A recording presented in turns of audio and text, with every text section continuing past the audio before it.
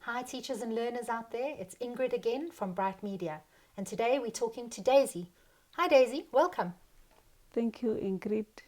Daisy, tell us a little bit more about your teaching. What subject do you teach? Where do you teach?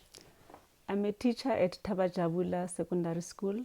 I teach life orientation. The subject that I'm teaching, it's more on teaching learners on how to handle themselves out there, how to deal with issues in life. So it's basically supposed to be an interactive learning area or subject, wherein you come and discuss with the learners maybe around the topic of the day. So we are using textbooks actually, but then we're having a problem that the learners don't usually bring the textbooks with them. Then we are lucky in our classes now, we have the smart boards that are fitted in our classes. Then on the smart boards, we have a textbook that we are using for a particular subject fit onto the smart board. So I usually use the smart board to open a particular page for them. Then we start the lessons of the day. The lessons of the day. And Daisy, I'm going to take you back a little bit. Talk to me about those challenges that you think that your learners have. The challenges that my learners have are that they are coming from, I can say, broken families, or most families, they are child-headed families, where you find that the mothers are in the homelands. Predominantly with ours, it's learners who are coming from Eastern Cape. So the parents are at the homelands in Eastern Cape, then they're staying by themselves. In most instances, when you're asking a parent to come, they will be telling you that my parent is not around, mama usemakhaya. Okay. And then basically it's as if they're on their own, children on their own, no one to monitor their learning and so on.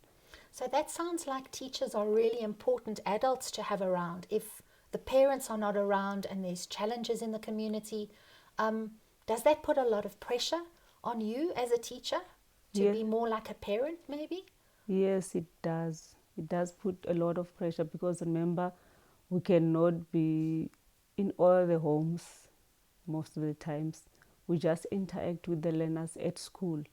Then whatever they go and do at their homes is something else.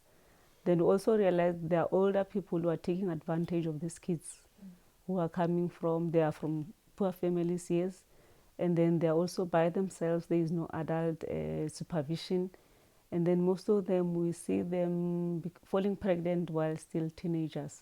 Wow. And this is a common problem for you, the teenage pregnancy? Yes, it is. It is to an extent that I remember our principal has now embarked on that the grade 12 learners must make a pledge that they will not fall pregnant when they're in grade 12, so that they manage to write the entire examination. Because we also experienced an event where a learner gave birth right in the middle of an examination, preliminary examination. Wow. Wow, so that is quite a challenge. So Daisy, you've been talking to us about the challenges that are environmental. Are there challenges with the subject content knowledge as well for life orientation? No, there isn't. There isn't any challenges regarding the content of the subject, because we have the textbooks that are assisting us, and then we also have got other information that will be given to us. For instance, now something new has been introduced, the sexuality education, wherein we are supposed to make the learners aware about their sexuality. It's not actually sex education like people think, that we are teaching learners how to have sex. No, it's about their sexuality. They must know those different changes, and then also know how to handle them, also know the consequences of whatever that they will be doing around that. That sounds like a lot of difficult conversations to have with learners. And you say you're utilizing textbooks. Is there another way that we can use digital content? Do you think digital content is useful or not useful really for your subject area?